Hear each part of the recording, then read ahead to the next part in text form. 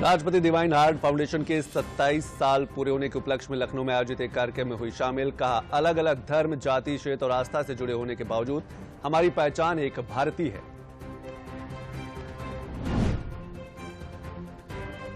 राष्ट्रपति द्रौपदी मुर्मू महात्मा गांधी काशी विद्यापीठ के 45वें दीक्षांत समारोह में आज मुख्य अतिथि के तौर पर हुई शामिल। राष्ट्रपति ने विद्यापीठ के मेधावी छात्रों को दिया पदक। दीक्षांत समारोह में राज्यपाल आनंदीबेन पटेल भी रही मौजूद।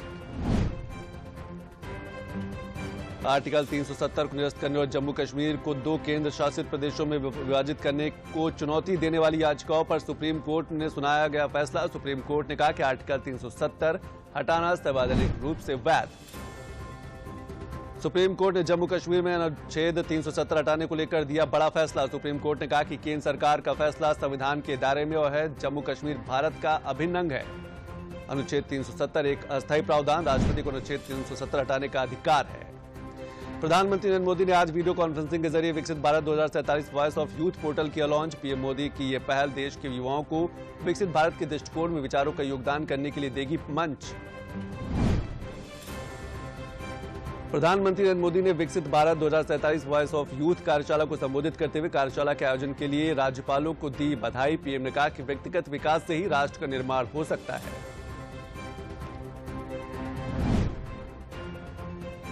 मध्य प्रदेश में मोहन यादव होंगे अगले मुख्यमंत्री। डिप्टी सीएम के लिए जगदीप देवड़ा और राजेश शुक्ला के नाम पर लगी मोहर। नरेंद्र सिंह तोमर होंगे विधानसभा स्पीकर।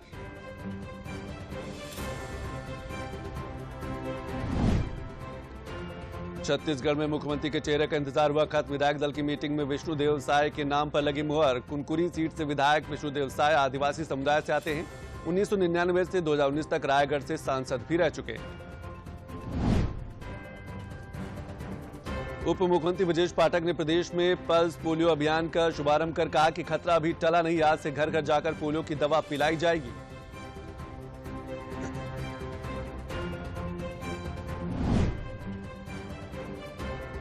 ज्ञानवापी परिसर में एएसआई द्वारा किए गए सर्वे की रिपोर्ट आज वाराणसी के जिला अदालत में एएसआई को प्रस्तुत करनी थी, जिस पर आज एएसआई ने अदालत से फिर 1 सप्ताह का समय मांगा, जिसे अदालत ने मंजूर कर लिया। मुख्यमंत्री योगी आदित्यनाथ के निर्देश पर अवधपुरी के चतुर्दिक विकास के लिए 8 परिकल्पनाओं के आधार पर हो रहा है कार्य। सुगम्य, सुरम्य, सांस्कृतिक, सक्षम, आधुनिक, भावात्मक, स्वच्छ व आयुष्मान अयोध्या है शामिल। 22 जनवरी को होने वाले प्राण प्रतिष्ठा समारोह की तैयारियां अंतिम दौर में। कैसे प्राण प्रतिष्ठा समारोह? सोने के धागों से बनेंगे रामलला के वस्त्र। कन्नौज की इत्र से महकेगा राम जन्मभूमि परिसर। प्राण प्रतिष्ठा अनुष्ठान व वीआईपी मूवमेंट के चलते 20 से 22 जनवरी रामलला के दर्शन नहीं कर पाएंगे। ट्रस्ट ने की अपील। इसके बाद श्रद्धालु 23 जनवरी से रामलला के कर पाएंगे दर्शन।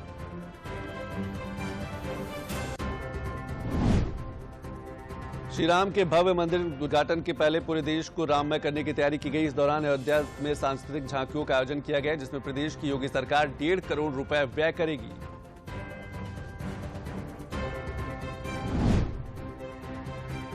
अयोध्या नगरी में अगले साल 22 जनवरी को होने वाले प्राण प्रतिष्ठा की तैयारियां जोरों पर, जिसके चलते भगवान श्री राम और हनुमान जी के नाम के झंडों की बिक्री में भी बढ़ोतरी हुई है।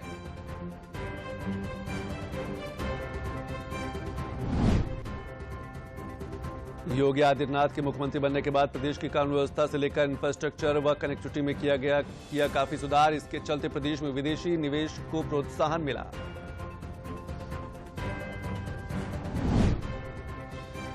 प्रदेश के परिषदीय विद्यालयों के बच्चों को भी प्राइवेट स्कूलों के बच्चों की भांति अब भ्रमण कराया जाएगा। इसके तहत परिषदीय विद्यालयों के बच्चों को उनके जिले के ऐतिहासिक स्मारक व धरोहरों का भ्रमण कराया जाएगा। पीलीभीत टाइगर रिजर्व में देश विदेश से सैलानियों के आने का सिलसिला शुरू। ये सैलानी जंगल के बीचों बीच बाघों और अन्य वन्य जीवों का दर्शन करते हुए नजर आ रहे हैं। प्रयागराज की किन्नर अखाड़ा की महामंडलेश्वर किन्नर अखाड़ा की प्रदेश अध्यक्ष और किन्नर कल्याण बोर्ड के सदस्य कौशल्यानंद गिरी ने कहा कि आज सरकार की अनेक योजनाओं का लाभ किन्नर समाज को भी मिल रहा है। चक्रवाती बारिश बीतने के बाद पहाड़ों पर गिरी बर्फ से प्रदेश में बदला मौसम का मिजाज। पारे में गिरावट के साथ ही सर्दियों के बढ़ने का दौरा हुआ शुरू। लखनऊ समेत प्रदेश में रातें हुई सर्द।